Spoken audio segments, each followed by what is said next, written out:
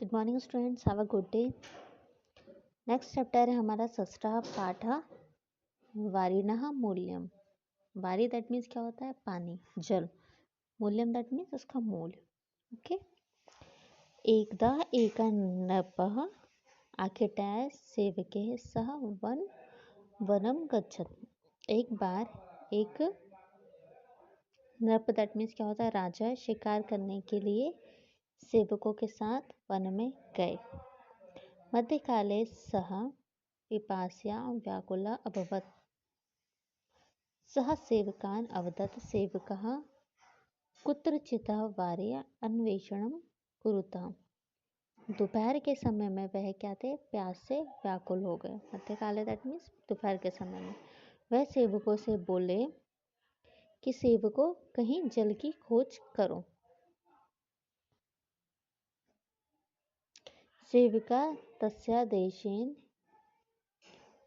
इतस्ततः वारिणः अन्वेषणाय आगच्छन्। परं ते प्रत्यागच्छन् अवदत् च देवः अत्र कुत्रापि वारी नास्ति। उनके सेवक उस देश में या जिस वन में वो थे वहाँ इधर से उधर जल खोजने लगे, परंतु वह वापस आ गए और बोले, हे देव, यहाँ कहीं भी जल नहीं है। तदा नृपः अवदत्, तब राजा बोले, यदा अस्मिन् काले कोऽपि महां वारी यच्छेत् तदा तस्मै अर्धराज्यमपि यच्छेयम्। यदि इस समय मुझे कोई भी जल दे दे तो मैं उसे अपना आधा राज्य दे दूंगा। ठीक है। तदा कस्मात् कोऽपि ग्रामीणः जलपूर्णेन घटे सह तस्मात् मार्गात् ग्रामं गच्छति स्म। उसी समय कोई ग्रामीण जल से भरे हुए घड़े के साथ उस रास्ते से गांव की तरफ जा रहा था। नृपः उत्तरं पृच्छत्, भद्र तव घटे किमस्ति। राजा उससे बोले या पूछे, हे भाई, आपके घड़े में क्या है? सः अवदत्, वह बोला, महोदय, इदं वारी अस्ति। महोदय, इसमें वारी है, जल है। नृपः अपृच्छत्, राजा बोले, इदं वारी कुतः आनयसि? यह जल कहाँ से ला रहे हो? सः अवदत्, समीपे एव लता कुञ्जे एकः कूपः अस्ति, ततः इदं जलम् आनयामि। वह बोला, पास में ही लता कुंज में एक कुआं है, वहाँ से ही जल ला रहा हूँ। नृपः अवदत्, वयं सर्वे पिपासः कुला स्मः, अस्मान् वारी पायेय चेत् तुम्भं पारितोषिकं दास्यामि। राजा बोले, हम सभी प्यास से व्याकुल हैं, इस जल को पीने के बाद हम आपको पुरस्कार देंगे। ग्रामीणः सर्वा वारी पायति।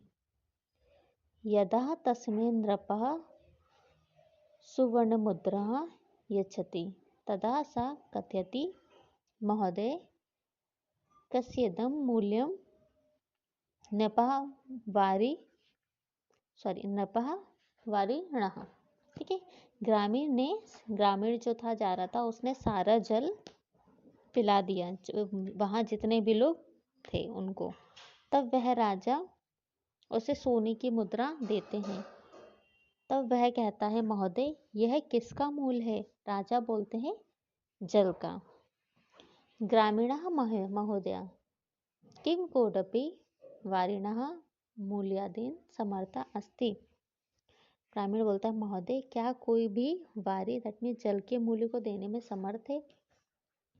नृपः चिन्तयति पुनः च वदति, नेवे नेवे अर्धराज्येन किं पूर्णेन राज्येनापि वारिणः मूल्यदाने कोऽपि समर्थः न। सर्ववस्त्रप्रभुः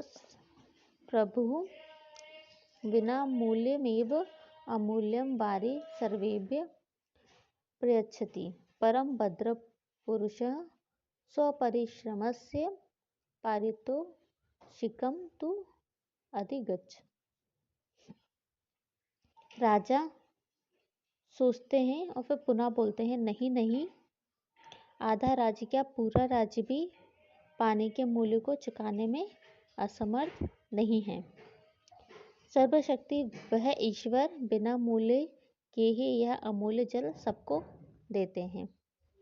ठीक है, फिर कहते हैं, हे मित्र, तुम अपनी मेहनत का इनाम तो लो। उसको कहते हैं, किसको? ग्रामीण को।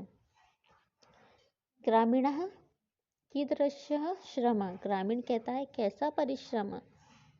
ईश्वरः यदि विना मूल्यमेव वारि यच्छति तर्हि वारि दानाय किमहं पारितोषिकम् अधिगच्छे, अमूल्यं वस्तु विना मूल्यमेव प्रदास्यामि, पिपासितेभ्यः वारिणः दानं सर्वेषां कर्तव्यमस्ति, अतः अहं पारितोषिकं नैव इच्छामि। वो कहते हैं, ईश्वर यदि बिना मूल्य के ही पानी देते हैं, क्या उनके वरदान के लिए हमें पुरस्कार लेना चाहिए? अमूल्य वस्तु बिना मूल्य के ही प्रदान करना चाहिए। प्यासे को जल पिलाना सबका कर्तव्य है, इसलिए मुझे पुरस्कार की इच्छा नहीं है, मुझे कोई इनाम नहीं चाहिए। नपः भद्रम धन्यः असि या परोपकारं करोषि न च पारितोषिकमपि इच्छसि। राजा कहते हैं, हे भाई, आप धन्य हैं, परोपकार भी किए और कुछ नहीं लिया। ग्रामीणः पुनः घटेन सः कूपं प्रति गच्छति, ततः सः घटं वारिणः पूर्णः करोति, ग्रामं च गच्छति। ग्रामीण फिर वह घड़े के साथ कुएं की तरफ जाता है, घड़े को जल से भरता है और गांव की ओर चला जाता है।